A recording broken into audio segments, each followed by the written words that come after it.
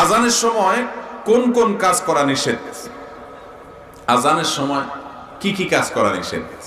আমরা অনেকে অনেক কাজের কথা বলি, যেমন অনেকে বলে যে আজানের সময় সালাম দেওয়া নিষেধ, আজানের সময় কথা বলা নিষেধ, আজানের সময় অনেকে বলে খাওয়া নিষেধ, অনেকে বলে আজানের সময় মহিলাদের মাথা খালি রাখা নিষেধ, বাড়িতে আছে মাহরামের সামনে আছে তারপর আজান শুরু হলে মাথায় কাপড় দিতে হবে।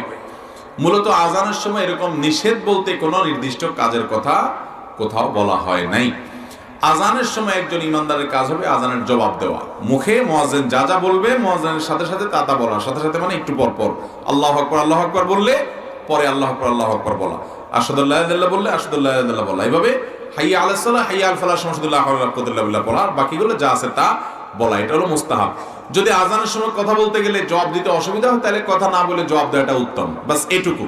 এছাড়া আজানের সময় যে আপনার এটা করা যাবে না ওইটা করা যাবে না এমন কোনো কথা নাই। যেগুলো অন্য